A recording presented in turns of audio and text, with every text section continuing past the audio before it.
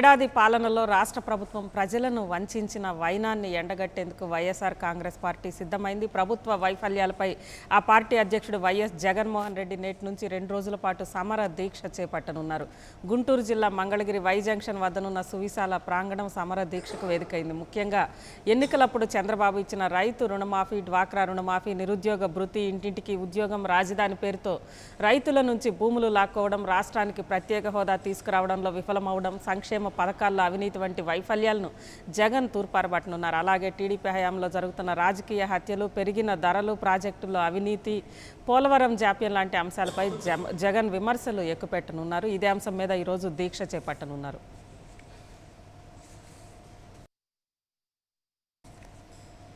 YS Jagan ఆరోపించినట్లుగానే ఏడాదిగా రాష్ట్ర ప్రభుత్వం ఎన్నికల హామీలు నెరవేర్చడంలో విఫలమైందా? ఇదే అంశంపై ఓపెన్ టాక్లో మనతో మాట్లాడడానికి ఆంధ్రప్రదేశ్ టీడీపీ అధికార ప్రతినిధి సూర్యప్రకాష్ గారు, అదేవిధంగా సిపిఐ నుంచి ఎమ్మెల్సీ పీజే చంద్రశేఖరరావు గారు, ఇక వైసీపీ నుంచి గుంటూరులో ఎమ్మెల్యే ముస్తఫా లైవ్లో ఉన్నారు. ముందుగా సూర్యప్రకాష్ గారు చెప్పండి, ఈరోజు జగన్ సమరదీక్ష ప్రారంభమవుతోంది. ఆ సమర దీక్షకి ఆయన విమర్శిస్తున్న అంశాలు కూడా మనం చూసాం. ముఖ్యంగా రుణమాఫీ, రైతు రుణమాఫీ, అదేవిధంగా డ్వాక్రా రుణమాఫీ, రాజధానిలో రైతుల భూములు లాక్కోవడం, అనేక అంశాలకు సంబంధించి రాష్ట్ర ప్రభుత్వం విఫలమైంది అని చెప్పి జగన్ ఆరోపిస్తున్నారు. దీన్ని మీరేమంటారు? మేడం, ప్రతిదీ జగన్మోహన్ రెడ్డి గారు చెప్పిన ప్రతి పాయింట్కు సమాధానం చెప్పండి మేడం. రాజధానిలో రైతుల భూములు లాక్కుంటారు అంటున్నారు. మీరు 1000 ఎకరాలు పూర్తయినప్పటి నుంచి మీ శాసనసభ్యులు, తల్లి కాంగ్రెస్, పిల్ల కాంగ్రెస్ నాయకులందరూ వెళ్ళి మీరు భూములు ఇవ్వద్దండి అంటే ఆ రైతులు ఒక నమ్మకంతో, ఆ ప్రభుత్వం మీద ఒక నమ్మకంతో, ఒక భరోసాతో 33,000 ఎకరాల భూమి స్వచ్ఛందంగా వచ్చి ఇచ్చారు. మేము ల్యాండ్ పూలింగ్ చేసి, ల్యాండ్ అక్వైజేషన్ ఇప్పటివరకు స్టార్ట్ చేయలేదు అక్కడ ప్రభుత్వం. 33,000 ఎకరాల భూమి ఇస్తే బలవంతంగా తీసుకున్నట్టు అండి. జగన్మోహన్ రెడ్డి గారు ఆలోచించాల. రైతు రుణమాఫీ సాధ్యం కాదు, ఎట్లా చేస్తాడు ఈ చంద్రబాబు? సెంట్రల్ గవర్నమెంట్ చేయలేదు రైతు రుణమాఫీ, ఈయన ఎట్లా చేస్తాడని ఊరు వాడ చెప్పులు అరిగిపోయాడుగా తిరిగి చెప్పావే. 24,000 కోట్ల రూపాయలు ఈరోజు సాధ్యం చేసి చూపించావే, అందుకు విమర్శిస్తున్నారా మీరు? కానీ మీరు ఇచ్చిన హామీ 24,000 కోట్ల రూపాయలు కాదు సూర్యప్రకాష్ గారు, 1,00,000 కోట్లు మించుంది. మీరు ఇచ్చిన ప్రకారం రైతు రుణమాఫీ చేస్తే 1,00,000 కోట్లు మించుతుంది. మేడం, ఎవరైతే పేద రైతులు ఉన్నారో 94% మంది రైతులను అప్పుల నుంచి బయటపడేసే విధంగా మేము చేసాం.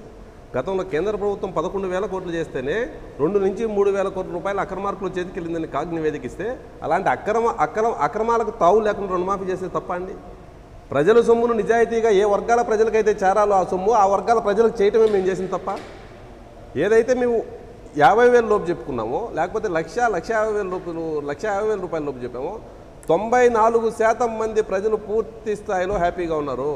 దాంట్లో ఏదన్నా చిన్న ఇబ్బందులు, టెక్నికాలిటీస్ వల్ల చిన్న ఇబ్బందులు వస్తే మళ్ళీ ఒక సెల్ పెట్టాం, ఫిర్యాదులు స్వీకరిస్తున్నాం. 3 లక్షల పైన ఫిర్యాదులు వచ్చాయి, ఆ ఫిర్యాదులు పరిష్కరించే పనిలో ఉన్నాం. ఎక్కడ ట్రాన్స్పరెంట్గా నిజమైన లబ్ధిదారులు ఏ ఒక్కరికి ఇబ్బంది కలగకుండా రుణమాఫీ చేయాలనే ఉద్దేశంతో ప్రభుత్వం ముందుకు పోతుంది.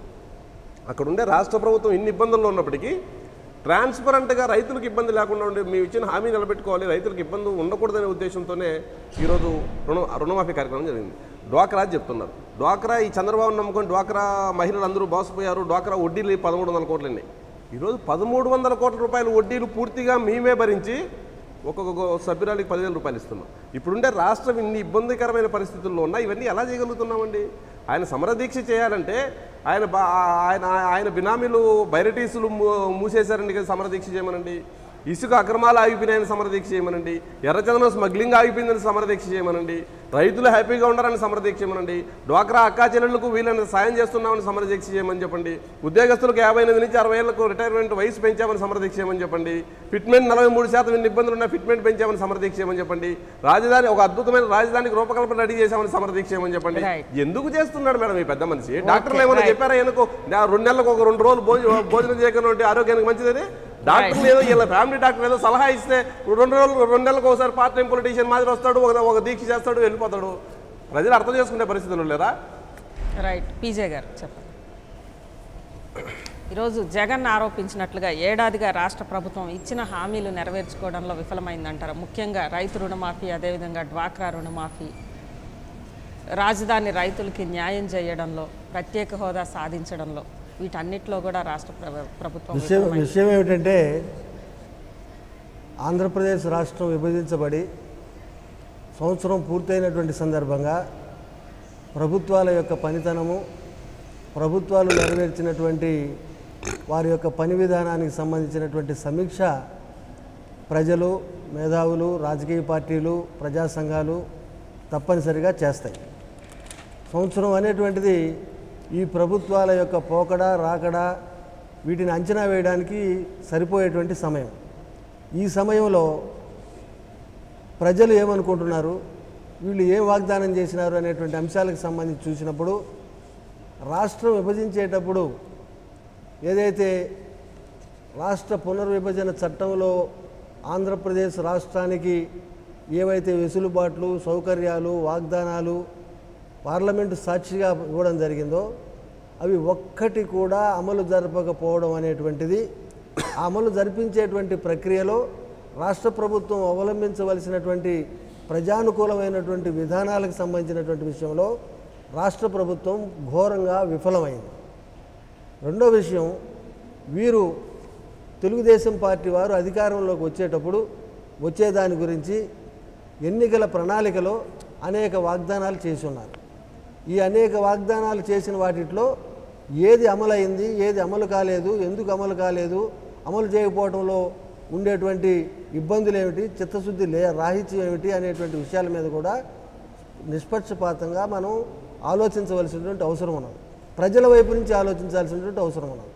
ఆ రకంగా ఆలోచించినప్పుడు కూడా తెలుగుదేశం పార్టీకి పాస్ మార్కులు రావడం లేదు. ఎందువల్లంటే వారు ఇచ్చినటువంటి ఎన్నికల వాగ్దానాల్లో ఆ పుస్తకం కనుక మనం పరిశీలించి చూసినట్టయితే నేను వచ్చిన వెంటనే వ్యవసాయ రుణాలన్నింటినీ మాఫు చేస్తానని చెప్పారు. అన్నీ చేయకపోగా దాంట్లో కమిటీలు వేసినారు, కమిటీలు పక్కకు పెట్టినారు, తర్వాత ఇంకోటి వేశారు. దాని మీద కొంత 1,50,000కు పరిమితం అన్నారు. దాన్ని 5 సంవత్సరాల్లోకి డివైడ్ చేస్తామన్నారు, ఏదో చేశారు. కానీ అది ఆచరణలోకి వచ్చేసరికి క్రింది స్థాయిలో ఉండేటువంటి దానికి వచ్చేసరికి పంట రుణాల, టర్మ్ రుణాల, పంట రుణాలు కాకుండా ఇచ్చిన రుణాల, వీటికి సంబంధించినటువంటి క్లారిఫికేషన్ ఏమిటనేటువంటిది అడుగుతున్నారు. నేను దయచేసి మనవి చేస్తున్నటువంటి విషయం ఏంటంటే, మొత్తం భారతదేశంలో వ్యవసాయ రుణాలు అనేటువంటివి అన్నీ 67% యావరేజ్గా ఉంటే ఆంధ్రప్రదేశ్ రాష్ట్రంలో 93% పంట రుణాలు, వ్యవసాయ రుణాలు ఉన్నాయి. ఇది అత్యంత దారుణమైనటువంటి పరిస్థితుల్లో మన రైతులు ఉన్నారు. తర్వాత 20% మాత్రమే ప్రభుత్వానికి సంబంధించినటువంటి బ్యాంకులు, షెడ్యూల్డ్ బ్యాంక్స్ ఇచ్చినటువంటివి రుణాలు 20% మాత్రమే. 80% రుణాలు ప్రైవేటు వారి దగ్గర నుంచి తీసుకున్నటువంటి రుణాలు ఉన్నాయి, వాటికి ఏమీ వర్తించదు. తర్వాత ఈ 20%కి సంబంధించినటువంటి వాటిలో కూడా ఇవి కేవలం ఈ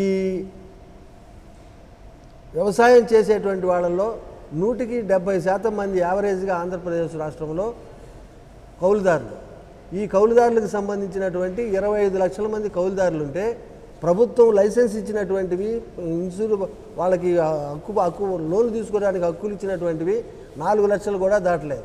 కాబట్టి ఈ వ్యవసాయ రుణాలు, వ్యవసాయాన్ని రుణ విముక్తి చేయడం, లేకపోతే ఈ హామీ అనేటువంటిదంతా కూడా ఇది కరిమింగిన వెలగపండు మాదిరిగా తయారైపోయి నిష్ప్రయోజనకరంగాను వారు అధికారంలోకి వచ్చినటువంటి రాజకీయ పార్టీ చేసినటువంటి హామీని ఉల్లంఘించేదిగాను ఉన్నది. ప్రధానమైనటువంటి అంశానికి సంబంధించి మిగిలినటువంటి అంశాలు ఏదైతే ఉన్నాయో, ఉద్యోగ కల్పనకు సంబంధించి కానీ, నిరుద్యోగ భృతికి సంబంధించినటువంటి విషయం కానీ, వీటన్నిటి మీద ఇంత మటుకి ప్రారంభమే కాలేదు.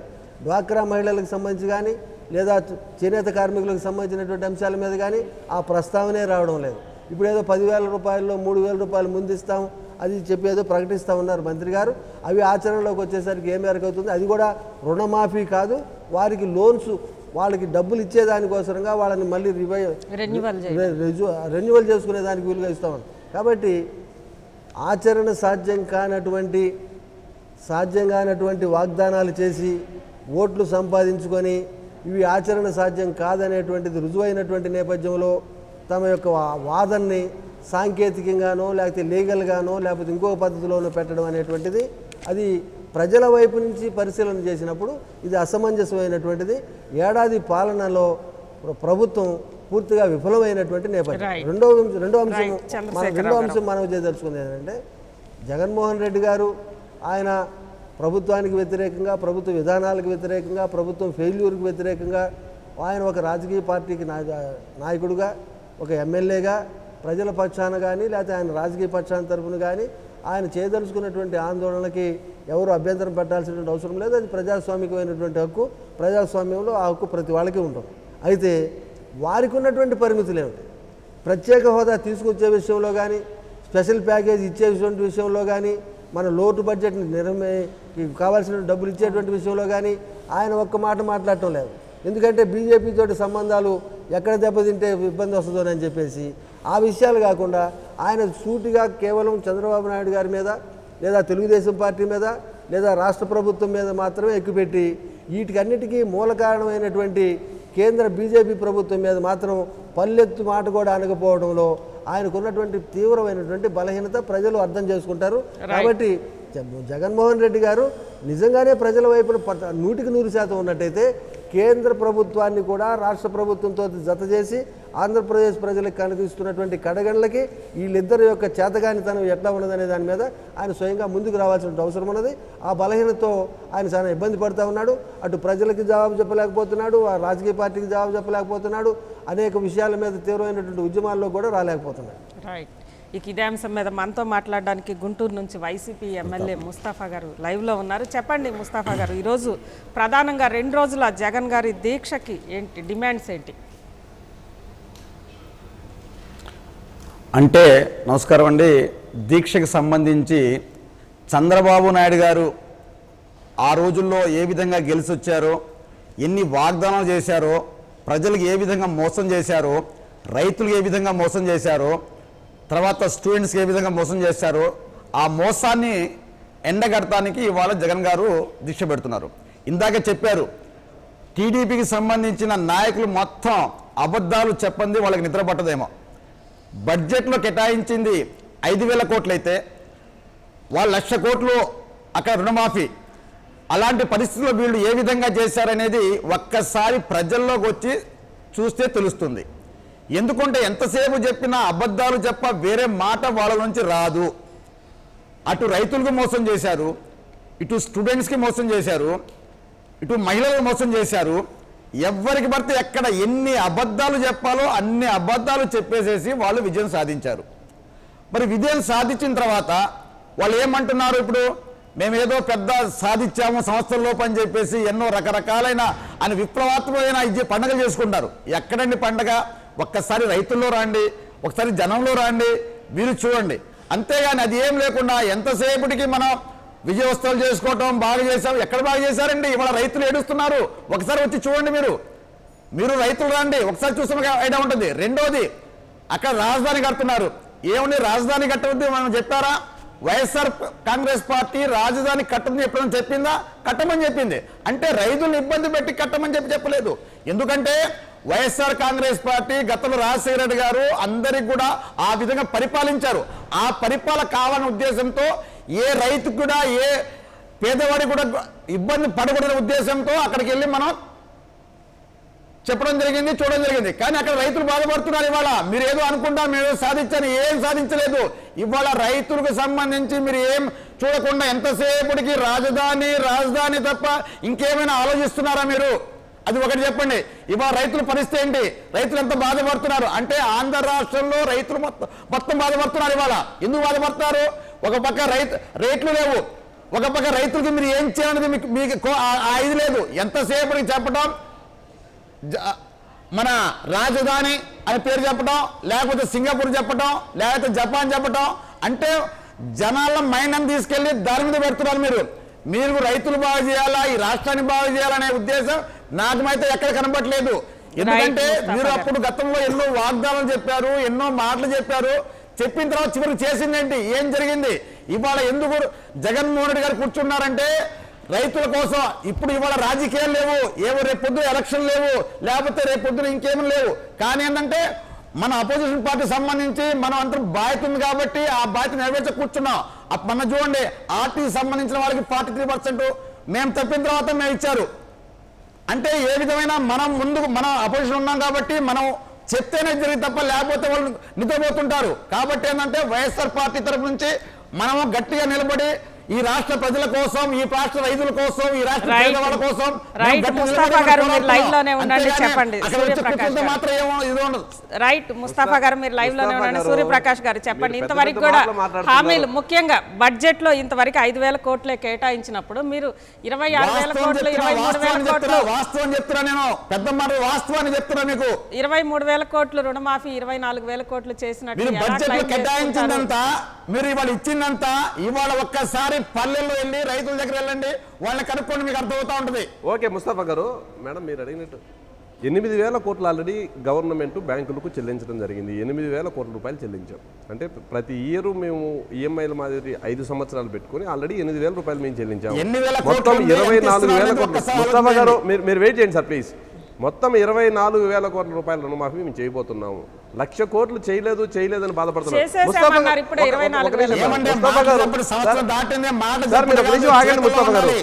ముస్తఫా గారు ఒక నిమిషం ఆగండి. చెప్తున్నారు మీ ప్రభుత్వం మొత్తం మాటలు మాత్రం చక్కగా చెప్తుంది. మేము అది చేస్తాను ఏం చేశారండి, ఎక్కడ చేశారండి? అదే చెప్తున్నాను సార్, వినండి సార్, ఒక నిమిషం వినండి సార్ ప్లీజ్. ముస్తఫా గారు ఒక నిమిషం ఆగండి సార్ ప్లీజ్. మీరు లైవ్ లో ఉండండి. ఒక నిమిషం మేడం. ముస్తఫా గారు ఏం చేశారు అంటే 20,00,000 కోట్ల రూపాయలు ఎందుకు చేయలేదు అంటున్నారు. ఇప్పుడైనా నిజమైన రైతుల కోసం వైకాపా ఆలోచించాలని కోరుతానా? అంటే మీ కొల్లం గంగిరెడ్డి రేపు పాపం మీ పార్టీ బస్సు సత్యనారాయణ 10 కోట్లు 20 కోట్లు బినామీల పేరుతో రుణాలు తీసుకుంటే ఆ రుణాలు గవర్నమెంట్ మాఫీ చేయాలా ముస్తఫా గారు? మీలాంటి ఆసాములు అందరూ రుణాలు తీసుకుంటే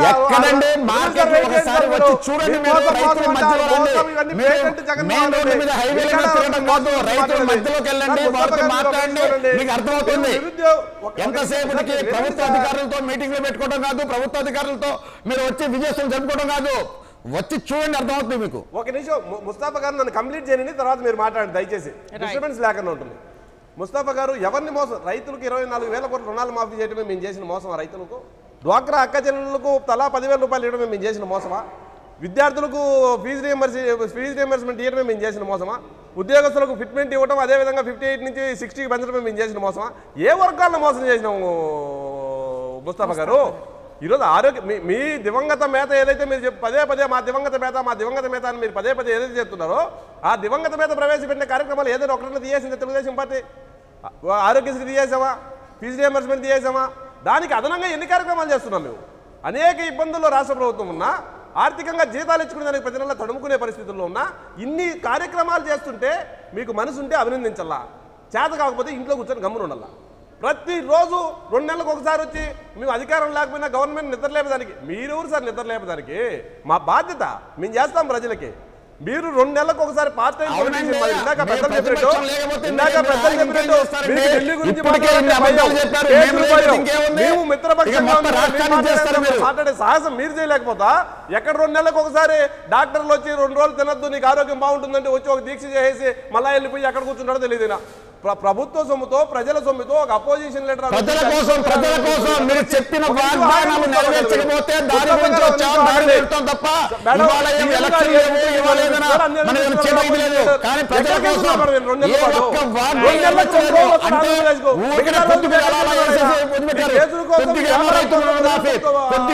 అక్కడ అంటే నిజంగా ఒక్కసారి మీ పరిపాలన విధానం అనేది ప్రతి దాన్ని వెనకేసి రావద్దండి. జామ చెట్టుకు జామకాయలు పడితే వైఎస్ రాజశేఖర్ గారు గతంలో ఏ విధంగా పరిపాలించారు, ఈ రాష్ట్రం ఏ విధంగా అదే విధంగా జగన్మోహన్ రెడ్డి గారు నాయకత్వంలో ఇవాళ రాష్ట్రాన్ని బాధ్యత నేను చెప్పడం కాదు, సిబిఐ చెప్పింది. మహామేత ఆయన ఉంటే ఆయన ఏమన్నా ఇవ్వడం సిబిఐ సీమ చెప్తుంది. మహానేత 100 రూపాయలు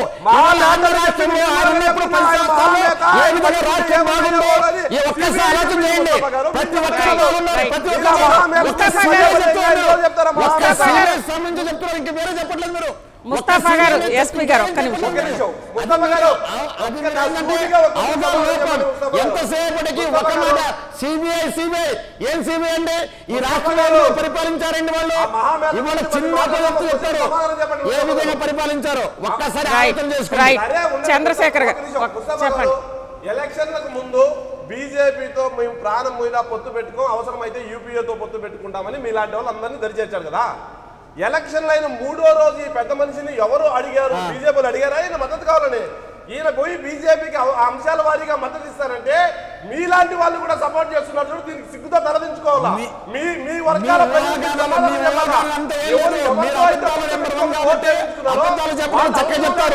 కేసుల కోసం మద్దతు ఇదంతా మీ అవగాహన మాట.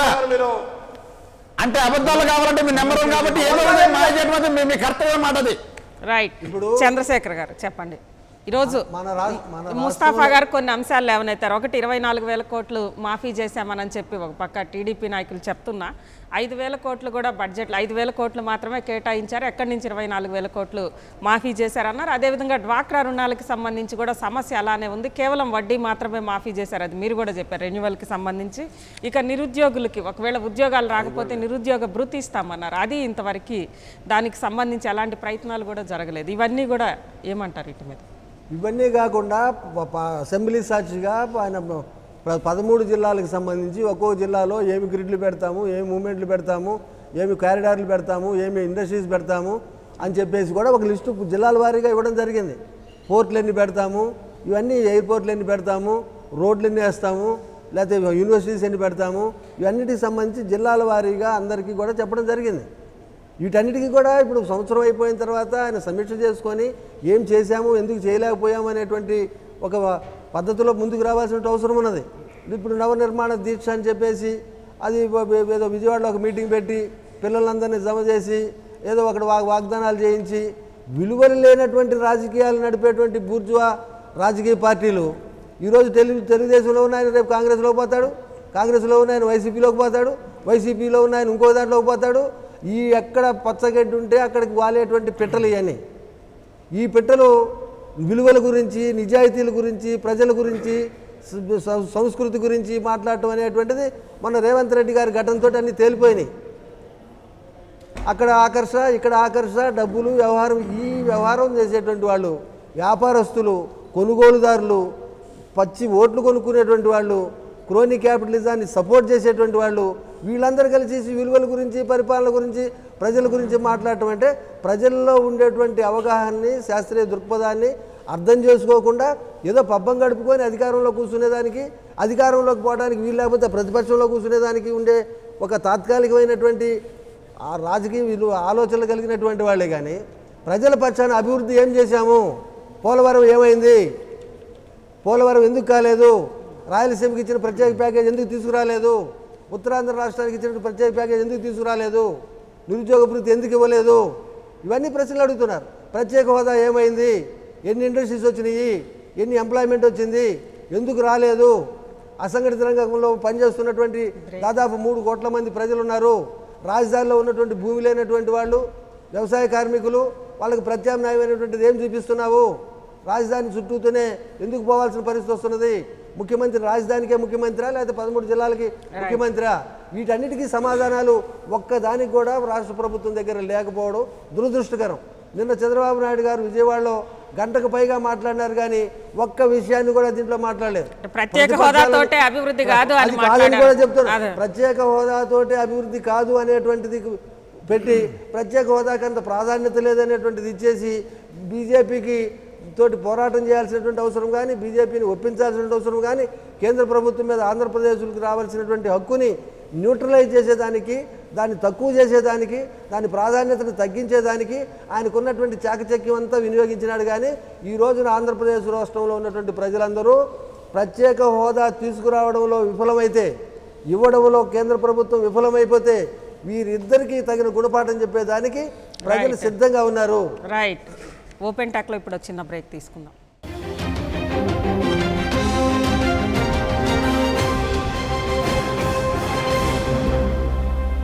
చెప్పండి సూర్యప్రకాష్ గారు, పీజే గారు కొన్ని అంశాలు లేవనెత్తారు. ముఖ్యంగా పరిపాలనకు సంబంధించి ఎక్కడెక్కడ వైఫల్యం చెందారు, ప్రధానంగా ప్రత్యేక హోదా దాదాపు ఇవ్వడం, ప్రత్యేక హోదాతోటే అభివృద్ధి కాదు అని చెప్పి నిన్న చంద్రబాబు గారు చెప్పడం పరోక్షంగా అది రాదని జనాల్ని సంసిద్ధం చేయడమే కాదంటారా?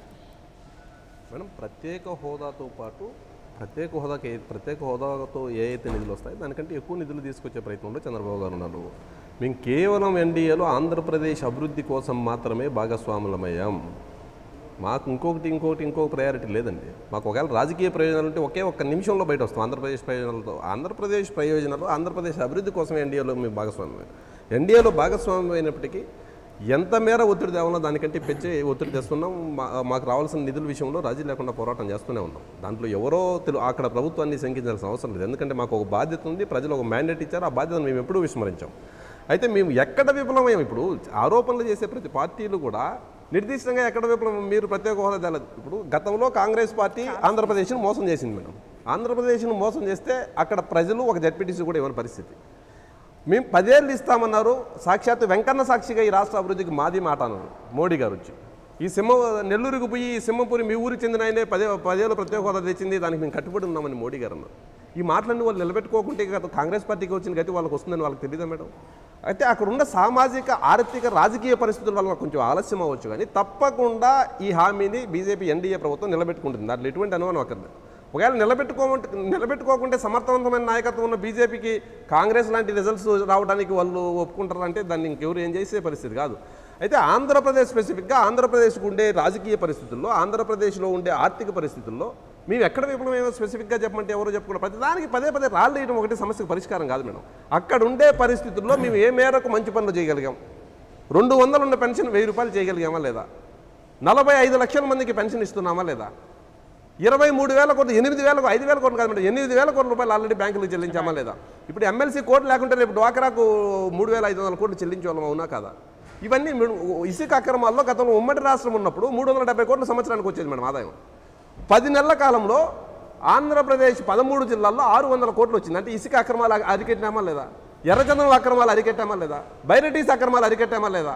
లా అండ్ ఆర్డర్ను మెయింటైన్ చేస్తున్నామా లేదా? ఎక్కడ విఫలమయ్యాం మేడం? మేము అన్ని సంక్షేమ కార్యక్రమాలు చేస్తున్నాం, డెవలప్మెంట్ యాక్టివిటీస్ చేస్తున్నాం, ఇంకెక్కడ విఫలమయ్యాం? ఆంధ్రప్రదేశ్ ప్రభుత్వం ఎక్కడ విఫలమైందో స్పెసిఫిక్ గా చెప్పమంటున్నాం. రైతు రుణమాఫీ మేడం, ఒకవేళ వైకాపా అధికారంలోకి వచ్చింటే, జగన్మోహన్ రెడ్డి గారు ముఖ్యమంత్రి అయితే మేము 24,000 కోట్ల రూపాయల రుణమాఫీ చేస్తున్నాం కదా, 24 రూపాయలు చేసేవాళ్ళు మేడం. వీళ్ళకి ఎందుకు మేడం బాధ? మీరు వస్తే 24 రూపాయలు కూడా చేసేవాళ్ళు కాదు కదా, వీళ్ళు మమ్మల్ని అడిగారు అవుతుందా? ముస్తాఫా గారు మీరు మాట్లాడే ముందు ఒక కాలర్ ఉన్నాడు, ఆయనతో మాట్లాడదాం. ముస్తాఫా గారు, ముందుగా శ్రీనివాస్ బోడుపల్లి నుంచి ఫోన్ లైన్ లో ఉన్నారు. శ్రీనివాస్ గారు చెప్పండి. Good morning madam. Good morning, చెప్పండి మేడం. ఒకటి ఏంటంటే, నిరంతరము చంద్రబాబు నాయుడు గారి మీద, తెలుగుదేశం పార్టీ మీద ఈగ కూడా వాలి అని మా అభిమాన సూర్యప్రకాష్ గారికి కనీసం ఇప్పుడు వచ్చే నెల నోటిఫికేషన్ వచ్చిందండి, ఎమ్మెల్సీగా రావాలని కోరుకుంటున్నామండి. ఆల్రెడీ జూపూడి గారికి, అనురాధ గారికి చేయించాడు. అన్న సూర్యప్రకాష్ అన్న, నువ్వు రెగ్యులర్ గా 99 ఛానల్కి వస్తావు కాబట్టి ఇప్పటి నుంచే తీవ్ర ప్రయత్నం చేయన్నా. ఇంకోటమ్మా, మీరు గుర్తుండే ఉంటుంది, అజిత గారు నిరాహార దీక్ష ముఖ్యమంత్రి హోదాలో చేసింది రోషయ్య గారమ్మా, 5 నిమిషాలే కేవలం బషీర్బాగ్ లో. దానికి తెలుగుదేశం నాయకులు ఆయన ఎఫ్జీలు గాలబెట్టడం ఇవన్నీ చేశారమ్మా. ఇంకోటి, సమైక్యవాదానికి ప్రతీక బెంచ్ సర్కుల్ అంటున్నారమ్మా. కాకాని గారు గుండాకి చచ్చిపోయింది బెంచ్ సర్కుల్ అమ్మా. ఇంకోటన్నా, సూర్యప్రకాష్ అన్న, మనకు అన్న డబ్బులన్నీ తెలంగాణకు వస్తున్నాయన్నా. ఏవైతే కాంట్రాక్టర్కి ఇచ్చిన డబ్బులు, మనకు పట్టిసీమ డబ్బులు కానీ, ఇప్పుడు ఏవైతే నీరు ఈ పూడిక తీసే డబ్బులన్నీ అక్కడి నుంచి ఇక్కడికి వస్తున్నాయి. వస్తే సంతోషం ఆ నాయకులకు. కొంచెం జాగ్రత్తగా ఉండి లా అండ్ ఆర్డర్ ప్రాబ్లం కూడా ఇది చేసుకోకుండా చూడాలని చెప్తున్నానన్న. వచ్చే నెల మాత్రం మీరు ప్రయత్నించండి, మీకు కంపల్సరిగా ఎమ్మెల్సీ పదవి రావాలని మనస్ఫూర్తిగా కోరుకుంటున్నాను. శ్రీనివాస్ గారు ఇంకో కాలం ఉన్నారు, ముస్తాఫా గారు మాట్లాడు. ముస్తాఫా గారు కాలం సమాధానం. శ్రీనివాస్ గారు, ఒకవేళ మీకు అభిమానం ఉంటే ఉండొచ్చు, కానీ నేను ఎప్పుడు ఎమ్మెల్సీలు ఇంకోటి అడగలేదండి. జూపూడి గారికి ఒక నిమిషం సార్, జూపూడి గారికి టెక్నికల్ ప్రాబ్లం ఉన్న ఎమ్మెల్సీ రాలేదు. అనురాధ గారికి ఎందుకు? పార్టీ అంతర్గత వ్యవహారం, ఒక చర్చ తీసుకుంటే మళ్ళీ అనురాధ గారు యాక్టివ్గా ఉన్నారు, జూపూడి గారు కూడా పార్టీలో యాక్టివ్గా ఉన్నారు. నేను ఎమ్మెల్సీ అడగలేదు. పార్టీలో సిద్ధాంతాల కోసం, పేద ప్రజలకు ఏ వేదిక అయితే న్యాయం జరుగుతుందో ఆ వేదికలో పనిచేస్తున్నాం, కానీ ఎమ్మెల్సీల కోసం, ఎంపీల కోసం అయితే ప్రయత్నం చేయలేదు శ్రీనివాస్ గారు. కానీ మీకు ఎమ్మెల్సీ కావాలని అందరూ కోరుకుంటున్నా మేడం, కోరుకున్నా చెప్తున్నా. ఓకే, ముస్తాఫా గారు చెప్పండి. ముస్తాఫా గారు, ఇవాళ టీడీపీ ప్రభుత్వం 95% విఫలమైందనమాట. మాటలు ఏం చెప్పింది, ఏం చేస్తుంది అనేది. కానీ ఇవాళ సంవత్సరం కాలంతో కేంద్ర ప్రభుత్వం ఏం తీసుకొచ్చింది, ఏం మాట్లాడుకున్నారు, ఏం జరిగింది?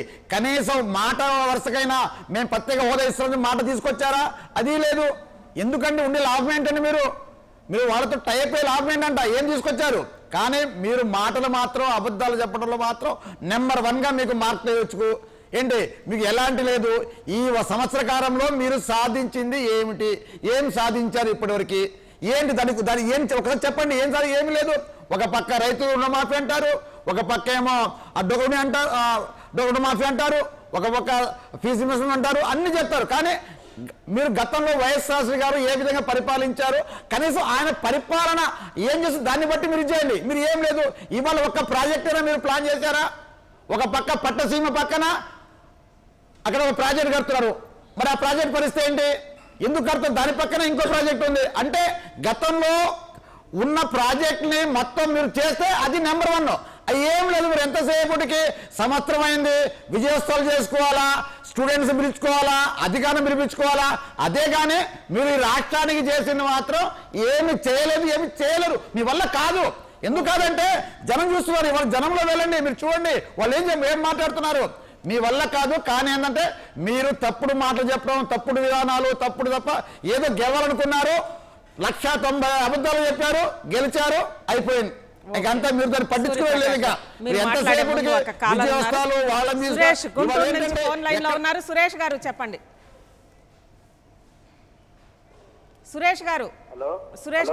సురేష్ గారు మాట్లాడండి. హలో మేడం, చెప్పండి, వినిపిస్తుంది సురేష్ గారు. అక్కడ ఉన్న వాళ్ళందరికీ ప్రత్యేకంగా వందనాలండి. హలో చెప్పండి సురేష్ గారు, వినిపిస్తుంది. వాళ్ళందరికీ గుడ్ మార్నింగ్ అండి. ఓకే. ఎమ్మెల్యే గారు ముస్తాఫా గారు మాట్లాడుతున్నారు, చాలా విషయాల మీద మాట్లాడారు, చాలా మంచిది. ఆయన మాట్లాడుకుని ఉండటం మంచిదేమో అని అనుకుంటున్నానండి. ఎందుకంటే చంద్రబాబు గారి గురించి రాష్ట్రం అంతా కూడా చూస్తున్నారు. ఆయన చేస్తున్నటువంటి ప్రకటనలు ఎంత తప్పో, ఆయన చేసే మాటలన్నీ కూడా ఎంత దారుణంగా ఉన్నాయో ప్రజలందరూ చూస్తున్నారు. ఆయన చెప్పే వాగ్దానాలు ఒక్కటి కూడా నెరవేర్చట్లేదు. ప్రజలు ఆయన ఖచ్చితంగా బుద్ధి చెప్పే రోజులు దగ్గరగా ఉన్నాయనే విషయాన్ని మరి ప్రజలందరూ చూస్తున్నారు. కాబట్టి ముస్తఫా గారు మాట్లాడకపోతే మంచిదండి. ఎందుకంటే మాట్లాడిన ఉపయోగం ఉందండి. ఆల్రెడీ ప్రజలు గెలిపోయారు. అందుకే జగన్ సమర్థించి చేస్తున్నాడు. రైట్, చెప్పండి సురేష్ గారు. సరే, మనకు వ్యక్తిగతంగా ఏదైనా ఉంటే ఉండొచ్చు, కానీ దాన్ని నేను కాదని మీ వ్యక్తిగత అభిప్రాయంతో ఏది సాధ్యం కాదని అడుగుతున్నాను. మీరు స్పెసిఫిక్గా మీరు ఇది చెప్పారు, ఇది చేయలేదు. సార్ ఇందాక నిరుద్యోగ వృద్ధి చెప్పారు. ఎస్, మేము చెప్పాము మేనిఫెస్టోలో, మేము చేయలే. అంటే మీ మేనిఫెస్టో ఒక రోజులో అమలు చేస్తామని మేము చెప్పలా. 5 years టైంలో మా మేనిఫెస్టో మేము అమలు చేస్తామని చెప్పాను. తప్పకుండా ప్రాజెక్టులు ముందు తెలుసుకోండి. చాలా ప్రాజెక్టులు పెండింగ్ లో ఉన్నాయి. ఆ ప్రాజెక్టులు సరిచేయండి. ఈ రాష్ట్రం బాగుపడుతుంది. మీరు పట్టిసీమ వలిగొండ ప్రాజెక్టు, పట్టిసీమ ప్రాజెక్టు, అది ఒకటే మీరు చాలా ప్రాజెక్టులు కొద్దిలో ఆగిపోయి ఉండే అలాంటి ప్రాజెక్టులు క్రియేట్ చేయండి. ఈ రాష్ట్రం అంతా నీళ్లు అందుతాయి, బాగుంటాయి. కాబట్టి ఆ ఉన్న ప్రాజెక్టులు బాగు చేయండి. ముందు తర్వాత సంగతి రాజధాని చేద్దాం వద్దని చెప్పట్లేదు. ముందు ఆ ప్రాజెక్టులు ఏంటి, రైతుల సమస్యలు ఏంటి, మేము రైతులకి ఏం చేయాలి, ఏం చేస్తే బాగుంటుంది, ఈ రాష్ట్రం ఏ విధంగా అభివృద్ధి అవుతుంది,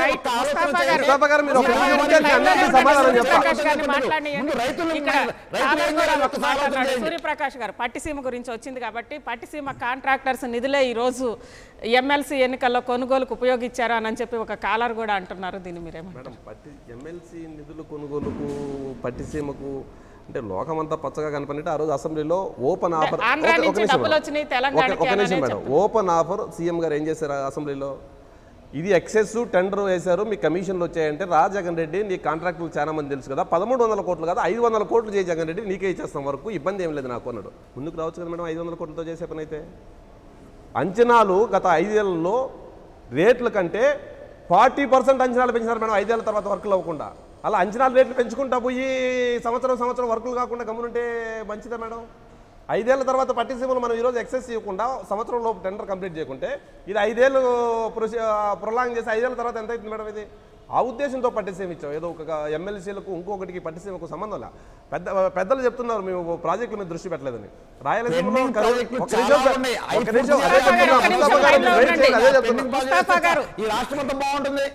ముస్తఫా గారు అదే చెప్తున్నా, మీరు వెయిట్ చేయండి ప్లీజ్. మీ అధినేత ఉండే 5 ఏళ్ళు మీ మహామేత ఉన్నాడు. ఆ గండికోట నుంచి నీళ్లు పులివెందులకు రాని పరిస్థితి మేడం, అది మేము కంప్లీట్ చేస్తున్నాం. విజయనగరం జిల్లాలో మీ సత్యబాబు ఎవరైతే లెక్కరకంగా సత్యబాబుని మీ పార్టీలో చేర్చుకుంటారో ఆ తోటపల్లి రిజర్వాయర్ ఆగిపోతే మేము కంప్లీట్ చేస్తున్నాం మేడం. పట్టిసీమతో నీళ్లు తీసుకొని వచ్చి గండి పులివెందులకు, చిత్తూరు, అనంతపురం జిల్లాలకు నీళ్ళు ఇస్తామంటే అడ్డుపడుతుంది మీరా మేమా? మేము అన్ని ప్రాజెక్టులు పూర్తి చేసి ప్రాధాన్యత క్రమంలో ప్రాజెక్టులు పూర్తి చేసి కరువును ఆంధ్రప్రదేశ్ నుంచి తరిమేయాలని మేము చూస్తుంటే ఈ కరువు విలయదానం చేయాలి, చంద్రబాబు నాయుడు చెడ్డ పేరు రావాలి, మేము ఆ కుర్చీలో కూర్చోవాలని గుంటనక్క మాదిరి మీరు కాసుకున్నారే. ప్రాజెక్టుల గురించి, నీతి గురించి, ఇంటి గురించి మీరు నీతులు మాకు చెప్తే వింటే అసహ్యంగా ఉంది ముస్తఫా గారు. రైట్, పీజే గారు ఏమంటే ఎన్ని ప్రాజెక్టులు పెండింగ్ పట్టిస్తామని చెప్పేసి పట్టుకుని కూర్చున్నారంటే ఎంత మటుకి న్యాయం అనేది ఆలోచించండి. ఆంధ్రప్రదేశ్ రాష్ట్రంలో కానీ దేశంలో కానీ ఈ రాజకీయ పార్టీలన్నీ ఒక సూపర్ హీరోని ఏర్పాటు చేసుకొని, తెలుగుదేశం పార్టీలో చంద్రబాబు నాయుడు ఒక సూపర్ హీరో, ఆ వైఎస్ఆర్ కాంగ్రెస్ పార్టీలో జగన్మోహన్ రెడ్డి ఒక సూపర్ హీరో, ఇంకొక పార్టీలో ఆయన ఒక సూపర్ హీరో. ఆయన ఏళ్ళెత్తితే అది ఒక యాక్షను, ఆయన నోరు మూసుకుంటే ఒక యాక్షను, ఆయన బన్నీని వేసుకుంటే ఒక యాక్షను, దానికి చప్పట్లు కొట్టేటువంటి వంది మాగదులతోటి ప్రజల్ని మభ్యపెట్టి అధికారం జరిపినట్టుగానే జరుగుతుంది. కానీ ఏ విధానాలను అనుసరిస్తున్నారు, ఆ విధానాల ఫలితంగా ప్రజలకు కలుగుతున్నటువంటి కష్టాలు ఏమిటి, ఈ ప్రాతిపదిక మీదుగా మనం ఆలోచించినప్పుడు ఈ విధానాలు ఏదైతే వీళ్ళు ప్రభుత్వాలు అవలంబిస్తున్నాయో ఈ విధానాలు లోపభూయిష్టమైనవి, ధనవంతులకు ఉపయోగపడేవి, పేదలకు నష్టం కలిగించేటువంటివి, ప్రజాస్వామ్య వ్యవస్థకి నష్టం కలిగించేటువంటివి, మాటలతోటి కోటలు దాటడం కష్టం అవుతుంది, కార్యక్రమాలు గడప దాటకుండా చేస్తున్నారు. ఉదాహరణకు చెప్పాలనంటే ఇప్పుడు ల్యాండ్ అక్విజిషన్ యాక్ట్ ఉన్నది. ల్యాండ్ అక్విజిషన్ యాక్ట్ మీద వైఎస్ఆర్ ప్రభుత్వం యొక్క వైఖరి ఏంటిది, చంద్రబాబు నాయుడు గారి వైఖరి ఏంటిది? ఈ ల్యాండ్ అక్విజిషన్లో భూములన్నీ కార్పొరేట్ సెక్టర్ కట్టబెట్టేటప్పుడు అక్కడ బీజేపీ కానీ, ఇక్కడ టీడీపీ కానీ, అక్కడ వైఎస్ఆర్ కానీ, ఇక్కడ టీఆర్ఎస్ కానీ అందరూ ఒకే గుడ్డి పచ్చులు. ప్రజలకు సంబంధించినటువంటి అంశాల మీద దున్నేవాడికి భూమి పంచమని చెప్తున్నాం, ఇళ్ల స్థలాలు ఇవ్వమని చెప్తున్నాం. వాళ్ళకందరికీ ఇచ్చిన తర్వాత ఎక్కడైతే పడావు భూములు ఉంటాయో, ఎక్కడైతే వ్యవసాయానికి నిరుపయోగమైనటువంటి భూములు ఉంటాయో అక్కడ వాటిని చేయమని చెప్తున్నాం.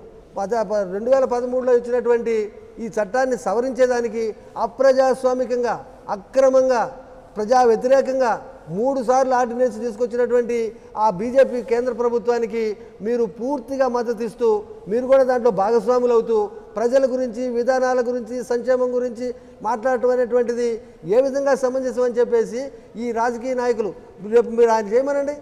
వైఎస్ఆర్ కాంగ్రెస్ నాయకుడు చేస్తున్నాడు కదా, నేను ఈ ల్యాండ్ అక్విజిషన్ యాక్ట్కి వ్యతిరేకం అని చెప్పేసి దీనికి వ్యతిరేకంగా పోరాడతానని చెప్పేసి చెప్పనండి. ఆయన ఏ కాడికి ఆయన రాజధానికి సంబంధించినటువంటి అంశాలకు దాటి చంద్రబాబు నాయుడు దాటి ముందుకు పోవాలనేటువంటి బలహీనత నుంచి ఆయన బయటపడకుండా ఆంధ్రప్రదేశ్ ప్రజలు ఆయన వైపు చూసే పరిస్థితి లేదు. అలాగే చంద్రబాబు నాయుడు గారు కానీ ఈయన నవదీక్షనో ఇంకొక దీక్షనో ఏదో ఒకటి పెట్టినా కానీ ప్రజలు వీరు చేసిన వాగ్దానాలు ఏంటి, ఎక్కడ విఫలమవుతున్నారు, కేంద్ర ప్రభుత్వం దగ్గర వీళ్ళు నోరెత్తలేనటువంటి ఒక దయనీయమైనటువంటి పరిస్థితికి ఏ విధంగా నెట్టివేయబడ్డారు, ఈ పరిస్థితులన్నీ ప్రజలు గమనిస్తున్నారు. ఇప్పుడు అసలు పోయి అసలు ప్రత్యేక హోదా అనేటువంటిది అంత పెద్ద ప్రాధాన్యత కలిగినటువంటి అంశం కాదని చెప్పాడంటే ఇక ప్రజలకి నేరుగా మీ పళ్ళు రాలగొడతారని చెప్పితే సులభంగా ఉంటుందేమోనని అర్థం చేసుకోండి. రైట్, ఒక్క నిమిషం. సూర్యప్రకాష్ గారు ఒక కాలర్ ఉన్నారు, శ్రీనివాస్ ఫిలిం నగర్ నుంచి. శ్రీనివాస్ గారు చెప్పండి. నమస్కారం madam, good morning. Good morning, చెప్పండి మేడం. ఇప్పుడు దీక్ష చేయడము తప్పు కాదు మేడం. ఇప్పుడు ప్రభుత్వము ఏదైనా తప్పులు చేస్తున్నప్పుడు ప్రతిపక్షంగా నిలదీసి అడిగే బాధ్యత ప్రతిపక్షం ఉంటుంది. హలో, రైట్, చెప్పండి, వినిపిస్తుంది. మేడం, అడగాలి కానీ అంటే ప్రభుత్వం ఏదైతే తప్పులు చేస్తుందో అది వీళ్ళు అడగాలి, వాళ్ళు సమాధానం కరెక్ట్ పద్ధతిలో చెప్పాలి. అంటే నేను తిన్నాను, మేము తిన్నాము, మీరు తినలేదా, మేము 100 కోట్లు తిన్నాము, మీరు 200 కోట్లు తిన్నారు అని వీళ్ళు విమర్శల కన్నా ఇది ఏది కరెక్ట్, దీక్ష ఎందుకు చేస్తున్నారు? ప్రజలు కూడా నిజంగా ఏపీ ఆంధ్రప్రదేశ్ లో చాలా మంది ఇప్పుడు చాలా బాధపడుతున్నారు.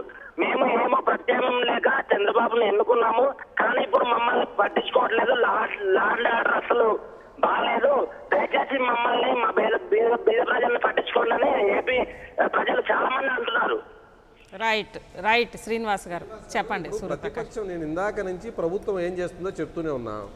ఒకవేళ నిర్దిష్టంగా ఏది చేయలేదో ప్రతిపక్షం చెప్పి దీక్ష చేస్తే బాగుంటుంది అనేదే కదా మేము కూడా ఇందాక నుంచి చెప్తుంది. సూర్యప్రకాష్ గారు రుణమాఫీలు 2 డ్వాక్రా రుణమాఫీ ఇది చేయలేదు, ప్రత్యేక హోదా రాకపోయినా ఇంకా కేంద్ర ప్రభుత్వంలో మంత్రులు కొనసాగుతున్నారు, ఇవన్నీ ప్రతిపక్షం చెప్తానే ఉంది. రాజధాని నుంచి బలవంతంగా రైతుల భూములు రాజధాని కోసం ఓకే సార్ ముస్తఫా గారు, రుణమాఫీ గురించి నేను ఇందాక నుంచి చెప్తున్నాను మేడం. కడపలో కొల్లం గంగిరెడ్డి కడపలో కొల్లంగారెడ్డి ఎక్కడైతే సొసైటీ చైర్మన్గా వాళ్ళ అన్న ఉన్నాడో నూటికి అక్కడే నూరు పాళ్ళు మీరు దాదాపు చెప్పేవన్నీ 60 నుంచి 70 కోట్ల రూపాయలు బినామీ పేరుతో రుణాలు తీసుకుంటే ప్రజల్లోకి వాళ్ళ వెళ్ళండి, రుణాలు ప్రజల్లోకి వెళ్ళి చూడండి, మీకు అర్థమవుతా ఉంటుంది. బొత్స సత్యబాబు అండ్ కంపెనీ 100 కోట్లు బినామీ రుణాలు తీసుకుంటే అక్కడ మాఫీ చేయమంటారా మేడం?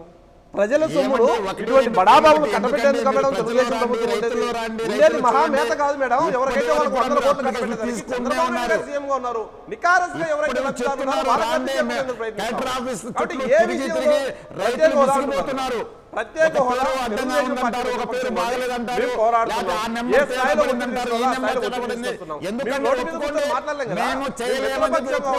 రాష్ట్రానికి ముఖ్యమంత్రిగా ఉండి ఏ స్థాయిలో ఒత్తిడి తీసుకురాలో ఆ స్థాయిలో ఒత్తిడి తీసుకొస్తున్నాం. గతంలో రాష్ట్రాన్ని విభజించినప్పుడు యూపీఏ చైర్పర్సన్ ఆంధ్రప్రదేశ్కి అన్యాయం చేస్తే చంద్రబాబు నాయుడు గారు ఢిల్లీకి వెళ్ళిన మాటలు మాత్రం చక్కగా సోనియా గాంధీ గారి ఇంటికాడ నిరాహార దీక్ష చేశాం. సోనియా గాంధీ గారి ఇంటికాడ ధర్నా చేశాం మేడం. ఎందుకు భయపడుతున్నారు మేడం? ఒక్కరోజు మోడీ గారి ఇంటికాడికి ధర్నా చేయమని చెప్పండి మేడం. ప్రధాన ప్రతిపక్ష నేత కాదు, ప్రజల ప్రభుత్వం అన్ని సౌకర్యాలు ఈ రాష్ట్ర ప్రయోజనాల కోసం మాట్లాడమంటే మోడీ గారి దగ్గరికి వెళ్ళి పట్టించుకోవద్దని ఫిర్యాదు చేస్తావా? రాజ్నాథ్ సింగ్ గారి దగ్గరికి వెళ్ళి నీ కేసుల గురించి మాట్లాడుకుంటా రాష్ట్రం గురించి ఒక్కరోజున్నా మాట్లాడాడు మేడం ఈ పెద్ద మనిషి. ఎందుకు భయపడుతున్నాడు? నిజంగా కేసులు ఇంటి గురించి భయం లేకుంటే మోడీ గారు ఈ రోజు సమర్థించారు మేడం. నిజంగా ఆంధ్రప్రదేశ్ మీద భయం ఉంటే మోడీ గారి ఇంటికాడికి ధర్నా చేయమని చెప్పండి మేడం. ఢిల్లీలో ఈ పార్టీ పెద్దలందరూ మోడీ గారి ఇంటికాడికి ధర్నా చేస్తే ప్రత్యేక హోదా మీద చలనం రాదా మేడం? ఎందుకు మేడం అంత భయపడ్డాడు? కడప పులి అన్నాడు, కడపకు ఢిల్లీకి పోరన్నాడు, కడపకు ఇడ్లీకి పోరని పెద్ద పెద్ద డైలాగులు చెప్పేవే ఈ రోజు ఢిల్లీ అయిపోయినామంట. ఢిల్లీకి వెళ్ళా చూస్తే ఎందుకు భయపడుతున్నామంట? దానికి సమాధానం చెప్పకుండా చెప్పండి ముస్తాఫా గారు, చెప్పండి. ఈరోజు అక్కడికి పోయి ఎందుకు ఢిల్లీకి వెళ్ళి దీక్ష చెయ్యరు జగన్ గారు అని అడుగుతున్నారు సూర్యప్రకాష్ గారు. దీన్ని మీరేమంటారు? ప్రత్యేక హోదా కోసం మోడీ ఇంటి ముందు దీక్ష చేయొచ్చు కదా అని అంటున్నారు. ఏమండి వాళ్ళు టైప్ ఉన్నారు, వాళ్ళు టైప్ ఉన్నారు కాబట్టి వాళ్ళు చక్కగా పనులు మేము ఎక్కడికి వెళ్ళి ఏం చేస్తాం? ఈ రాష్ట్రంలో చూస్తే ఈ విధంగా తగలబడింది. ఇక్కడ రైతుల పరిస్థితి ఏంటి? ఇక్కడ డ్వాక్రా మహిళల పరిస్థితి ఏంటి? ఇక్కడ చూసుకోమని అక్కడ వెళ్ళి మనం ఏం చేస్తామండి? చంద్రబాబు నాయుడు గారు ఢిల్లీ వెళ్తున్నారు, మాట్లాడుతున్నారు, వాళ్ళు కలిసి ఉన్నారు కాబట్టి వాళ్ళు చేయాల్సిన పని మనం ఎట్లా చేస్తామండి? మనం ఇక్కడ చేయాల్సిన పని ఇక్కడ చేస్తున్నాం. ఈ రాష్ట్ర ప్రభుత్వం ఏ విధంగా విఫలమైందో ఇక్కడ కూర్చొని చేస్తున్నాం. ముస్తాఫా గారు ఏం చేస్తున్నారు? ఏం చేస్తున్నారంటే నిద్ర లేపుతున్నాం. అయ్యా అట్లా చేయకూడదు, ఈ విధంగా చేయనారని చెప్పి నిద్ర లేపుతున్నాం మేము. కాబట్టి పనులు చదువుతారు. లేకపోతే ఏముందండి, వాళ్ళ ఇష్టానుసారం వెళ్తున్నారు. ఇప్పుడు చూడండి, రైతుల మాఫీ జరగలేదు, డోక్రా మాఫీ జరగలేదు, ఏ ఒక్క ప్రాజెక్టు లేదు. గతంలో ప్రాజెక్టులు ఎన్నో ప్రాజెక్టులు పెండింగ్ ఉంటాయి, అవన్నీ వదిలిపెట్టేశారు. ఇవాళ పట్టిసీమ వెళ్తున్నారు. ఏమండి అవి చేయండి. 75% అయిపోయి ఉండే, ఇంకా 25% అయిపోతే ఈ రాష్ట్రంలో నీళ్లు ఎక్కడికైనా వస్తాయి. అవన్నీ వదిలిపెట్టేశారు. పట్టిసీమ లేకపోతే రాజధాని, ఈ రెండు అని మాట్లాడే. ఇంకా వేరే రైతుల పరిస్థితి ఏంటి? వీళ్ళు ఏం చేస్తున్నారు? ఏం జరుగుతుంది? మనం ఏ విధంగా ముందుకు వెళ్ళాలి అనే ఆలోచన లేదు. ఎంతసేపు మభ్యపెట్టడం, అబద్ధాలు చెప్పడం తప్ప ఇంకా వేరే ఇదే లేదనమాట. అది పరిస్థితి, వీళ్ళ పరిస్థితి. సూర్యప్రకాష్ గారు, మీరు మాట్లాడే ముందు రవికుమార్ చివరిగా కాలరు. రవికుమార్ నంద్యాల నుంచి ఫోన్ లైన్ లో ఉన్నారు. రవికుమార్ గారు చెప్పండి. నమస్తే అండి అక్కడ ఉన్న వాళ్ళందరికీ. చెప్పండి. హలో చెప్పండి రవికుమార్ గారు. చెప్పండి. అక్కడ ఉన్న వాళ్ళందరికీ నమస్కారం అండి. హలో వినిపిస్తుంది. చెప్పండి. మీరు జగన్ సమరదీక్ష చేయడం చాలా వరకు కరెక్ట్ అండి. ఓకే, అది ఎందుకంటే నిరుద్యోగ వృత్తి ఇస్తా ఉన్నారు, ఇలా రుణమాఫీ అన్నారు, ఆయన చేసింది వడ్డీకి కూడా రాలేదు. ఆయన రుణమాఫీ చేశారు చంద్రబాబు నాయుడు గారు అంటున్నారు, వడ్డీకి కూడా రాలేదు కనీసం. ఎక్కడ చేశారు రుణమాఫీ? వడ్డీకి కూడా రాలేదు. పట్టిసీమ నుంచి నీళ్లు ఇస్తామంటున్నారు, ఎక్కడిస్తారు నీళ్లు? పట్టిసీమ నుంచి స్టోరేజ్ కెపాసిటీ లేనప్పుడు నీళ్ళు ఇస్తారా? పట్టిసీమ నుంచి రాయలసీమకి ఏ జియోలో చెప్పారండి నీళ్ళు ఇస్తామని? అదేవిధంగా సమరదీక్ష చేయడం చాలా వరకు కరెక్ట్ అండి. జగన్మోహన్ రెడ్డి గారు. చెప్పండి సూర్యప్రకాష్ గారు, చివరిగా చెప్పండి. మీరు అవినీతి పేపర్ను ఫాలో అవుతూ నిజంగా అర్థంగా అది ఎక్కించుకుంటున్నారు మనసులో. కానీ పట్టిసీమలో స్టోరేజ్ కెపాసిటీ లేదు అట్లే సార్. జగన్మోహన్ రెడ్డి గారు అంత తెలివి ఉన్నట్టుంది మీకు కూడా. మేము పోలవరం రైట్ బ్యాంక్ నుంచి పోలవరం రైట్ కాలువ ఏదైతుందో ఆ కాలువ నుంచి తీసుకొచ్చేది కృష్ణా డెల్టాకి బ్రహ్మాండంగా ఈ పట్టిసీమ కాదు, ఇంకా ఎక్కువ వాటర్ కూడా తెచ్చుకోవచ్చు అక్కడ. ఇంకా స్టోరేజ్ వాటర్ ఎందుకంటే డైరెక్ట్గా కృష్ణా డెల్టాకి వాటర్ ఇచ్చేస్తే స్టోరేజ్ ఎందుకు? ఇంకా స్టోరేజ్ పెట్టుకుని ఏమైనా ఇచ్చేస్తారా? కాబట్టి మీరు అవినీతి పేపర్ ఫాలో అయితే ఇటువంటి వాస్తవాలు మీకు తెలుస్తాయి కాబట్టి దాని గురించి మీరు పెద్దగా మాట్లాడడానికి కూడా ఉండదు. ఇందాక మా ముస్తాఫా గారు చెప్తున్నారు చూసారా, పక్కన చూస్తే పోలవరం ఉంది, అంత పెద్ద పోలవరం ఉంది, 75% పనులు అయిపోయినాయి. వీళ్ళు దాన్ని పక్కనే పెట్టారు, నేను స్వయంగా చూసా. వీళ్ళు పట్టిసీమ చేస్తున్నారంటే నిజంగా ఎంత దారుణం. ఎందుకంటే మేము జగన్మోహన్ గారి నాయకత్వంలో మేమందరం బస్సు వేసుకుని మొత్తం ప్రాజెక్టులు మొత్తం తిరిగాం. మేము మొత్తం చూసాం. చూస్తే కొన్ని చోట్లయితే 75%, 80% అయిపోయినాయి. మరి ఇక్కడ పట్టిసీమని పెట్టేసి పోలవరం పక్కన పెట్టుకునే దాని పక్కనే ఎంత ఒక 1/2 కిలోమీటర్లో నిజంగా అయితే మాత్రం ఎవ్వరూ చేయరండి. ముందు పోలవరం చేసేసి ఆ ఉన్న నీళ్ళ స్టోరేజ్ ట్యాంక్ నింపుకొని అక్కడి నుంచి డైరెక్ట్గా నీళ్ళు ఇవ్వచ్చు. అదంతా వదిలిపెట్టేసి డైరెక్ట్గా మీరు పట్టిసీమ అంటే నిజంగా ఇది శుద్ధ తప్పు, ఇది న్యాయం కాదు. ఇది మీరు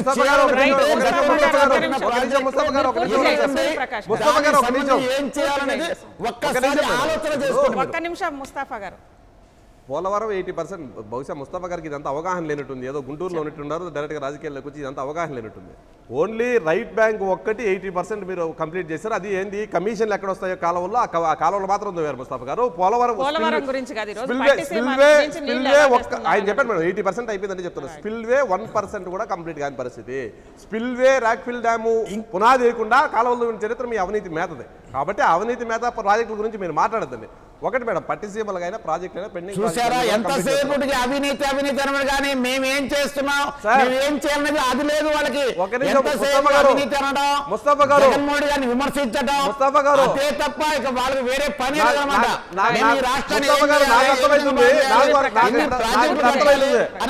ముస్తాఫా గారు ఎప్పుడు గుంటూరులో ఉంటారేమో, ప్రజల మధ్యలో ఉంటారేమో, ప్రజలతో ఉంటారేమో అనుకున్న ఇన్ని రోజులు. కానీ ఈ రోజు అర్థమైంది మీరు పార్ట్ టైం పొలిటీషియన్ అని. మేము ప్రజలకు ఏం చేస్తున్నామో మీ నియోజకవర్గంలో ప్రజలు అడగండి సార్. కళ్ళుండి చూడలేకుండా పోతే తెలుగుదేశం ప్రభుత్వం ఏం చేస్తుంది? మీ నియోజకవర్గంలో 200 పెన్షన్ 1000 రూపాయలు ఎవరు ఇచ్చారు? ఎంతమంది రుణమాఫీ చేశాం? మీ నియోజకవర్గంలో ఎంప్లాయీస్ ఇచ్చావా లేదా? ఇవన్నీ మీరు ఆలోచించారు. ప్రజల మధ్యలో ఉంటే ప్రజల సమస్యలు తెలుస్తాయి. జగన్మోహన్ రెడ్డి గారిని ఆదర్శంగా తీసుకొని బెంగళూరులో ఢిల్లీలో కూర్చుంటే ప్రజల సమస్యలు తెలుస్తాయి. ప్రజలకు ఏం చేశామో ప్రజల మధ్యలో ఉంటే తెలుస్తాయి. ప్రజల మధ్యలో లేకుండా వ్యాపారాల మీద తెలియదు. చంద్రశేఖర్ గారు చివరిగా చెప్పండి. మీరు మాట్లాడే ముందు చివరి కాలర్ మణికంఠ శ్రీకాకుళం నుంచి ఫోన్ లైన్ లో ఉన్నారు. మణికంఠ గారు చెప్పండి. మేడం నమస్తే. నమస్తే చెప్పండి. ఇప్పుడు చాలా మంది కాలర్స్ మాట్లాడారు కదా జగన్ గురించి. అవును, వాళ్ళెవరికి చదువుకొని వ్యక్తులు ఏమో అయి ఉంటారేమో మేడం. ఫస్ట్ ఆయన తిన్న 100 కోట్ల గురించి, ఆ 1,00,000 కోట్ల గురించి ఎవరు మాట్లాడట్లేదు. ప్రభుత్వం ఎలా చేయట్లేదు అలా చేయట్లేదు అని అడుగుతున్నారు కదా. పుట్టగానే అందరు నడిచారా? వాళ్ళందరూ పరిగెట్టించారు పుట్టగానే? అంటే ఏడాది టైం ప్రభుత్వం వచ్చి ఏడాది అయింది కాబట్టి అన్ని పూర్తి కాలేవని అంటారు, అంతే కదా మణికంఠ గారు? పూర్తి కాలేదంటే అంటే మన దాంట్లో బడ్జెట్ ఉందా, డబ్బులు ఉన్నాయా? మనం కనీసం హామీలు తీసుకోండి, పూర్తిగా హామీలు తీసుకోండి, మీరు అందరూ చేస్తారని చెప్పి వాగ్దానం చేయండి. Right, okay. చదువుకున్నవాడికి అయితే ఉద్యోగం రాదు. Okay okay Manikanta right. చివరగా పీజే గారు చెప్పండి. బేసిక్గా మనం అర్థం చేసుకోవాల్సింది ఏంటంటే, ఏదైతే అడ్మినిస్ట్రేషన్ జరుగుతుందో, పరిపాలన జరుగుతుందో, ప్రజల గోళ్ళూడగొట్టి వసూలు చేసినటువంటి డబ్బుల మీద పెత్తనం చేసేటువంటి వాళ్ళు వీళ్ళందరూ. వాళ్ళ జేబుల్లో నుంచో, వాళ్ళ ఆస్తుల్లో నుంచో, అటు చంద్రబాబు నాయుడు గారు కానీ, లేకపోతే ఇటు వైఎస్ఆర్ కానీ, లేకపోతే ఇంకొకళ్ళు కానీ, లేకపోతే మోడీ కానీ, వాళ్ళు సొంతంగా ఇచ్చేటువంటి వ్యవహారాలు కాదు. వాళ్ళు ఏదో వరాలు ఇచ్చినట్టుగా, దానాలు చేసినట్టుగా, పెద్ద దయ కలిగినట్టుగా, పెద్ద పుణ్యపురుషులైనట్టుగా పోజు పెట్టాల్సినటువంటి అవసరం అసలు ఏమాత్రమూ లేదు. ప్రజల యొక్క గోళ్ళు ఓడగొట్టి వసూలు అవుతున్నటువంటి సేల్ ట్యాక్స్ కానీ, ఇన్కమ్ ట్యాక్స్ కానీ, ఇంకోటి కానీ, జిఎస్టీలు కానీ, వ్యాట్లు కానీ, ఇవన్నీ డబ్బులు జమ చేసి ప్రియారిటీ ఎక్కడెక్కడ ఖర్చు పెట్టాలనే దానికి గవర్నమెంట్కి చట్ట ప్రకారంగా, రాజ్యాంగ ప్రకారంగా నడిపించమని చెప్పారు. ప్రజల డబ్బుని నేను ఈ విధంగా వినియోగిస్తున్నానని చెప్పుకోవాలే కానీ నేను చేస్తున్నానని చెప్పేసి ఈ సూపర్ హీరోలు ఏదైతే ఉన్నారో ఇది పనికిరానటువంటి రాజకీయము. నంబర్ 1. నంబర్ 2 ఏంటిదంటే, ప్రజలకు ఏం చేసినావు? ఎంతమందిని ఈ దారిద్ర్య రేఖ దిగువ నుంచి పైకి తీసుకుపోయినావు? విద్యలో నువ్వేం చేసావు? వైద్యంలో నువ్వేం చేసావు? ప్రైవేటైజ్ అయిపోతున్నటువంటి దాన్ని ప్రైవేట్ రంగంలోకి ఎట్లా పోకుండా ఎట్లా ప్రజల వైపుకి తీసుకొస్తున్నావు? ప్రజలకు ఉన్నటువంటి వైద్య సౌకర్యాలు ఏమిటి? వాళ్ళకున్న ఇన్సూరెన్స్ ఫెసిలిటీస్ ఏమిటి? వీటి గురించి, ప్రజల గురించి, రైతుల గురించి, ఇన్పుట్ సబ్సిడీ గురించి, బ్యాంకు లోన్ల గురించి, ఇప్పుడు ఒక్క బ్యాంకు లోన్ ఇచ్చారా ఈ సంవత్సరం? ఈ బ్యాంకు రైతులు ఎట్లా బతకాలి? ఇప్పుడు ఇప్పుడు ఖరీఫ్ రాబోతున్నది. ఖరీఫ్ రాబోతున్నటువంటి పరిస్థితుల్లో బ్యాంకులు లోన్ ఇచ్చేదానికి సిద్ధంగా లేవు. రైతు ఏ విధంగా మళ్ళీ ప్రైవేటు లోన్స్కి పోవాల్సిందే, వాడు మళ్ళీ తెరించి ఆత్మహత్యలు కొనసాగాల్సిందే. రైతు ఆత్మహత్యలు ఎందుకు కొనసాగుతున్నాయి? ఎండ వేడికి మొత్తం భారతదేశంలో ఎంతమంది చనిపోయారు? దాంట్లో 90% మంది ఆంధ్రప్రదేశ్ తెలంగాణ రాష్ట్రాల్లో మరణించారు. దీనికి ఉన్నటువంటి వాతావరణ కారణాలేంటి, రాజకీయ కారణాలేంటి, అడ్మినిస్ట్రేషన్లో ఉన్న ఫెయిల్యూర్స్ ఏమిటి అనేటువంటి అంశాన్ని కూడా మాట్లాడి చెప్పాల్సిన వదిలిపెట్టేశారు. విద్యార్థుల విషయం వదిలిపెట్టారు. ఉద్యోగులకి 43% ఎవరు జేబులో నుంచి ఇచ్చినాం, విద్యార్థులకి మన ఉద్యోగస్తులకి 43% ఇచ్చామని చెప్తే 43% 10వ వేతన కమిషన్ కేంద్ర ప్రభుత్వం పోయినసారే 40% ఇచ్చింది. 5 సంవత్సరాల క్రితమే కేంద్ర ప్రభుత్వ ఉద్యోగులకి 40% ఇచ్చింది. ఇప్పుడు 5 సంవత్సరాల తర్వాత 43% ఇచ్చేది బ్రహ్మాండంగా ఇచ్చినామని చెప్పేసి పెద్ద పోజు పెట్టాల్సిన అవసరం లేదు. ఒకటి నేను మనవి చేస్తున్నది ఏంటంటే, మేము జరిగిందంతా కూడా పండుటాకు రాలితే నా మహిమే, చిగురేస్తే అది నా మహిమే అనేటువంటి అనవసరమైనటువంటి ఏమాత్రం చెప్పుకోవడానికి లేనటువంటి పరిస్థితుల్లో తన వైపు నుంచి ప్రజలకు నమ్మించడానికి ఏమైనటువంటి ఒక సూత్రీకరణ లేనటువంటి పరిస్థితుల్లో ఇటువంటి వ్యవహారాలని చెప్పుకోవడం జరుగుతుంది. సూర్యప్రకాష్ గారు, మీరు మాట్లాడే ముందు ప్రవీణ్ కర్నూలు నుంచి ఫోన్ లైన్లో ఉన్నారు. ప్రవీణ్ గారు చెప్పండి. జగన్ గారు సమరదీక్ష చేయడం కరెక్ట్ అండి, 100%. ఓకే, ఖచ్చితంగా కరెక్ట్ అది. ఆయన చెప్పిన బోగస్ హామీల పైన సమరదీక్ష చేయడం నిజమే. ఒక్కరు కూడా లోన్ ఇవ్వట్లేదు బ్యాంకుకి వెళ్తే. దీనికి కారణం చంద్రబాబు నాయుడు గారే. రైట్. లోన్ ఇవ్వట్లేదు, ఏమి ఇవ్వట్లేదు, కారణం చంద్రబాబు నాయుడు గారే. రుణమాఫీ చేశామన్నారు, కనీసం వడ్డీ కూడా మాఫీ కాలేదు. తెలుగుదేశం పార్టీ వాళ్ళకి చెప్పండి, అక్కడ ఉన్న వాళ్ళకి వచ్చి ఒకసారి జనాల్లో చూడమనండి. మహిళా రుణాలు మాఫీ చేస్తా అన్నారు, డాక్టర్ అన్నారు. ఈ రోజు వరకు కూడా మాఫీ చేయలేదు, తిప్పుతా ఉన్నారు అలానే. రైట్ ప్రవీణ్ గారు, చివరిగా సూర్యప్రకాష్ గారు చివరిగా చెప్పేసి. చేయలేదని మీరు అనుకుంటే ఎట్లా? మాఫీ చేయకుండా ఇప్పుడు ఇచ్చిన 8,000 కోట్ల రూపాయలు మా జేబులో అయితే పెట్టుకోలేదు కదా, రైతుల అకౌంట్లోనే కదా మేము వేసాం. ఒకటి మేడం, చెప్పడానికి నీతులు ఉంటాయి, మేము పాటించేదానికి. మనం అధికారం ఉండే రాష్ట్రంలో వాళ్ళ జేబుల నుంచి డబ్బులు తీసి పెడతారా చంద్రశేఖర్ గారు? మీరు అధికారం ఉండే రాష్ట్రంలో వాళ్ళ జేబుల నుంచి డబ్బులు తీసి పెడుతున్నారా? వాళ్ళ అందరూ కూడా ప్రజల సొమ్ముదనే చెప్పేదానికి నీతులు ఉంటాయి. మీరు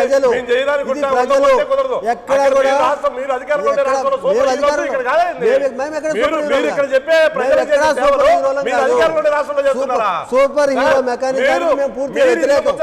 సూపర్ హీరో ఎవరైనా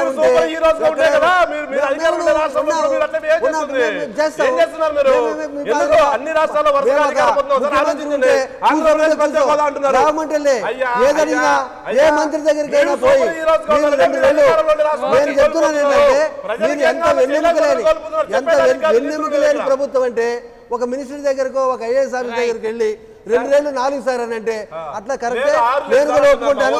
అది చంద్రబాబు నాయుడు అడిగి చెప్తానండి పరిస్థితికి వచ్చింది. కాబట్టి నా పాయింట్ ఏంటంటే, ఈ ప్రభుత్వం కార్మికులకి ఒకటి సూర్యప్రకాష్ గారు, నా పాయింట్ ఏంటంటే దయచేసి వినండి.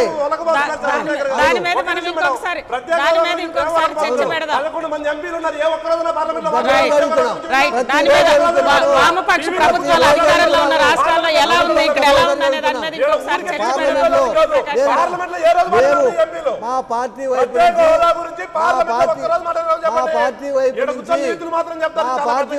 మోడీ గారికి లెటర్ రాయడం జరిగింది. మా సీతారాం యేచూరి గారు అసెంబ్లీలో మాట్లాడటం జరిగింది. అన్ని జరిగింది. అసలు ఎంపీ రాజా గారు, సీతారాం యేచూరి గారు ఇద్దరే ప్రత్యేక హోదా గురించి మాట్లాడారు. ఆంధ్రప్రదేశ్ రాష్ట్రానికి ముఖ్యమంత్రిగా ఉండి ఆంధ్రప్రదేశ్ ప్రజలకు బాధ్యత వహించి కేంద్రంతో మాట్లాడి కొట్లాడి మన హక్కుల్ని కాపాడాల్సినటువంటి చంద్రబాబు నాయుడు చేతులు ముడుచుకొని పబ్లిక్ మీటింగ్లు పెట్టుకుంటే అప్పుడు వామపక్ష పార్టీ వాళ్ళు జైలుకి వెళ్తున్నాం, పోరాటాలు చేస్తున్నాం, అరెస్ట్ అవుతున్నాం, మెమోరాండాలు ఇస్తున్నాం, ముఖ్యమంత్రిని కలుస్తున్నాం, అందరికీ చెప్తున్నాం. ఇంకా కొనసాగిస్తున్నాం, పార్లమెంట్ లో కూడా చేస్తాం. నువ్వు చేయమని చెప్తున్నావు. అయ్యా చంద్రబాబు నాయుడు గారు, మీరు ముఖ్యమంత్రి, నువ్వు చెయ్యాలి, నువ్వు ముందుండు అని చెప్తున్నావు. నేను ముందుండను, నా ప్రయోజనాలు వేరే ఉన్నాయి అని చెప్పి చంద్రబాబు నాయుడు చెప్తే అక్కడ కూడా పోతాం. చంద్రశేఖర్ గారు, ముస్తాఫా గారు ఓపెన్ టాక్ లో పాల్గొన్నందుకు మొత్తం మీద ఈరోజు ప్రతిపక్ష నేత వైఎస్ జగన్ చేస్తున్న దీక్షకు సంబంధించి మిశ్రమ స్పందన వస్తుంది. మరోవైపు ఇప్పటి వరకు కూడా ప్రభుత్వం చెప్పిన హామీలేవి నెరవేరలేదు, దానికే దీక్ష కొనసాగిస్తున్నామని చెప్పి చంద్రబాబు నాయుడు గారు కానీ వెంకయ్య నాయుడు గారు కానీ మోడీ గారు కానీ ఆంధ్రప్రదేశ్ ప్రజల పక్షాన వామపక్షాలు తప్పనిసరిగా గల్లా పట్టుకోవడం ఖాయం, చొక్కా బట్టి నిలదీయడం ఖాయం, సాధించడం ఖాయం.